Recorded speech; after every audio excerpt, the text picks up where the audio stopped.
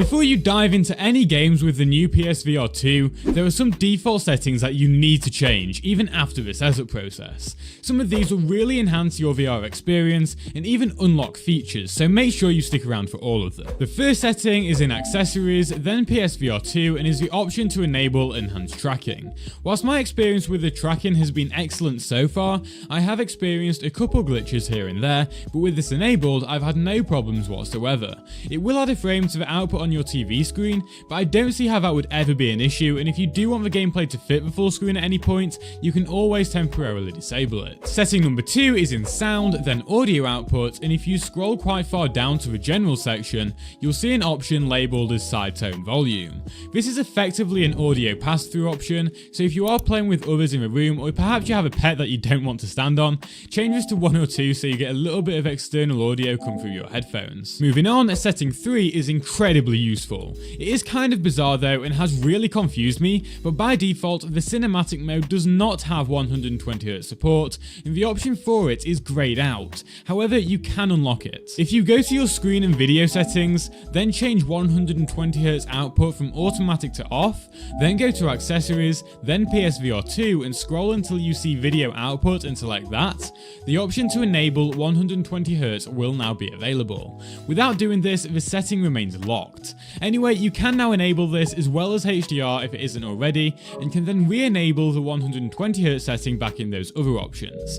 I have no idea why you have to first disable this to toggle it, but if you do just leave it at the default, 120Hz games in cinematic modes will appear to have the option to output at 120, but they won't actually be doing so. You'll know it's working if when you enable 120Hz in a regular game, the VR screen goes black for a brief second. If it doesn't, you'll still be receiving 60Hz into your eyes, even though the game is rendering at up to 120, so ensure that toggle is set correctly and give it a test. Honestly, being able to play games at 120 FPS or unlock frame rates completely in fidelity modes without a 120Hz screen is such an excellent feature of a PSVR 2, so I don't quite get why this isn't just set up automatically.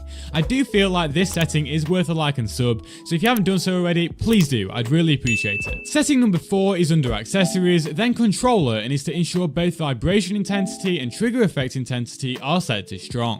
The options here do not only affect the main DualSense controller, but also your VR Sense controllers. So if you've ever lowered this or turned it off for normal games, you won't be as immersed during your VR experience. I think it would be better if we had a separate lot of settings for the Sense controllers, but for now you'll have to change back and forth if you don't use a strong setting on your normal controller. Similarly, the 5th setting is also for the controllers and is under system, then power saving, and is to set the time until controllers turn off to after 10 minutes. The Sense controllers will last for about 5 to 6 hours of use for my testing, but let's say you just put them down whilst you go get some food for half an hour or so, and you completely forget to manually turn them off.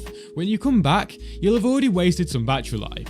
So having an auto turn off feature just seems like a sensible idea. By default, this is turned off completely, so make sure you change it. Setting 6 comes under accessories, but is back under the PSVR 2 submenu and is the mapping of the function button. If you play a lot of multiplayer VR games and don't find yourself using pass-through mode all that often, you might want to change this to mute the microphone instead, unless you are wearing headphones that have a button of their own, that is. Whilst you're in these settings, you might want to consider playing around with your screen size for cinematic mode. I personally like to have it a little over the halfway mark. Also, try experimenting with your boundary display sensitivity. If you find you're getting told you're close to your bounds too soon, then set this to low.